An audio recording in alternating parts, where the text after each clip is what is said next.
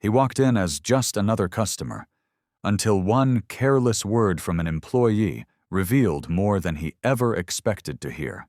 James Alder, the sharp and composed CEO of Alder Tech Industries, wasn't someone you'd usually find standing in line at one of his company's local electronics outlets. But today, dressed in jeans and a plain hoodie, he walked into the busy store like any other customer.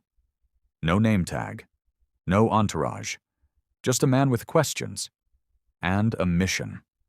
Alder Tech had been experiencing unusual dips in both customer satisfaction and employee retention at several branches. Emails only told part of the story. So James decided to go undercover to find the truth for himself. He entered the Midtown outlet on a rainy Wednesday afternoon, just after lunch rush, and began browsing. He picked up a wireless speaker, inspecting it closely, pretending to be curious about the specs. A young employee named Daniel, with a bright smile and a visible name tag, approached politely. "Need help with that, sir?" James nodded. "Yeah, thinking of getting this for my kid. Is this model reliable?" Daniel seemed eager, almost too eager. "It's all right, but between you and me, these speakers have a high return rate. Corporate keeps pushing them because they're cheap to produce, but honestly, not worth the price." James blinked. Corporate pushes them? He kept his expression neutral. "Really? That bad?" Daniel looked around, then leaned in. "We've had tons of complaints, but the higher-ups only care about what looks good on reports. Some of us even got told to fake 5-star reviews under fake accounts to make the numbers look better." The words hit James like a hammer to the chest. He'd built Alder Tech on principles of transparency and trust. Fake reviews? Ignoring quality complaints? That wasn't just unethical. It was a betrayal of everything he stood for. Still undercover, James continued asking questions, each answer digging a deeper hole. Daniel didn't realize he was speaking to the man whose name was on every product in the store. And James was taking mental notes of every word.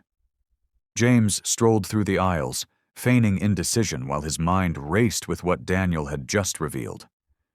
It wasn't just about one faulty speaker model. This was a sign of a much deeper issue. If employees were openly admitting to corporate deception, the rot had spread further than he feared. As he made his way toward the accessories section, another employee, a woman named Lisa, was chatting near the break room door with a colleague. James stood near enough to overhear. "I heard HQ is sending another audit team next month," Lisa whispered. "Better start fixing those fake review logs." Her co-worker laughed. "What's the point?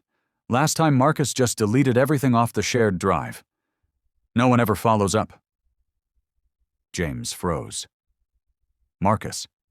That was the district manager, someone James had personally hired. He felt the sting of betrayal crawling up his spine. Was this what the company had become under the surface? A well-oiled machine of cover-ups and superficial metrics? Deciding to dig deeper, James approached Lisa and asked, "Hey, I'm new in town. Thinking of applying here. What's it really like working at this place?" Lisa hesitated for a second, then shrugged. "It's fine if you keep your head down and do as you're told.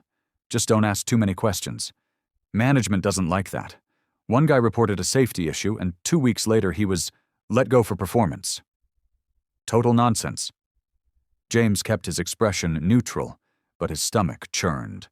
Employees were afraid to speak up. Corners were being cut. Feedback was being silenced. As James moved toward the checkout counter with a small item in hand just to complete the ruse, Daniel came up again, quietly saying, "Honestly, if you want real quality, don't buy from here. There's a mom-and-pop shop across town that still puts customers first." That line hit James harder than anything else. His own staff was steering customers away because they no longer believed in what they were selling. He left the store silently, product in a paper bag, heart heavier than when he walked in. What came next would shake the entire company. The CEO continued walking through the dealership, staying in character as a quiet, unsure customer.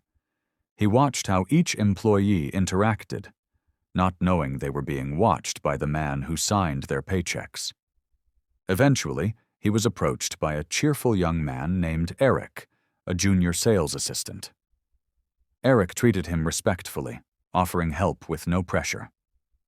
They chatted for a while about different car models, and the CEO appreciated Eric's genuine nature. As they stood near a glossy SUV, another staff member, James, strolled over, unaware of the quiet man's true identity. "What's he doing here?" James muttered under his breath, eyeing the CEO's disguise. "Looks like another broke guy wasting our time." He glanced at Eric, laughing. "You're too nice, man. Just tell him to check the used section. We don't sell dreams here." Eric froze. The CEO's face darkened. But before he could react, James added more, loud enough for others to hear. "And between you and me," James said smugly, "I bet this place is going to shut down soon. You know how upper management is. They care more about profits than people. You'll see. Layoffs coming any day." The CEO stood in silence, stunned. This wasn't just disrespect toward a customer. It was a public leak of private company plans. A staff member, unaware of the gravity of his words, had just confirmed a rumor only a few high-level people knew. How did James know? Who had been talking? The surrounding staff fell silent. Eric's eyes darted nervously. And the CEO said nothing. He turned away, walked to the entrance, and left without a word. But his mind was racing. That one conversation had revealed more than any company audit ever could. There was a breach of trust inside his walls. And tomorrow, everything was going to change. The next morning, the dealership was buzzing with routine chatter when a sleek black car pulled into the lot. The staff didn't think much of it until the CEO stepped out, dressed in his signature tailored suit. Mouths dropped, jaws stiffened.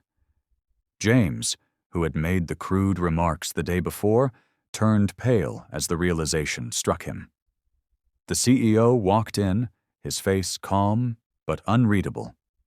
He addressed the entire team. "I visited this dealership yesterday, not as your boss, but as a customer. What I witnessed wasn't just poor service. It was a reflection of character, culture, and cracks in our foundation." He paused, locking eyes with James, who stood frozen. "I heard things that no customer or CEO should hear, but I also saw integrity, courtesy, and heart from people like Eric." He turned to Eric and gave a nod.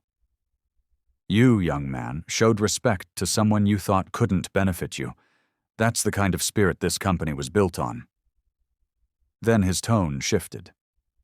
"But someone here decided it was appropriate to spread confidential information and treat a stranger with disdain. That's not just unprofessional, it's disloyal."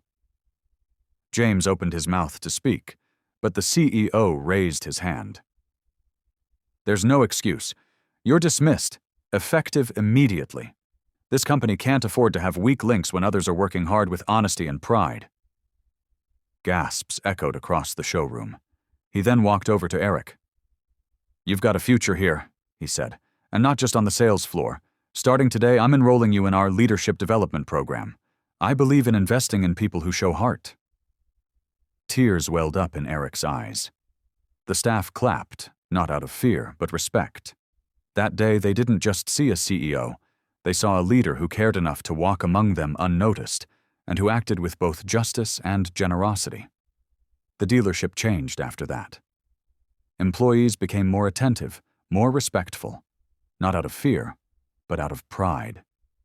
Because they now knew the real test of a person isn't how they treat power, but how they treat the powerless. And the CEO? He never had to go undercover again.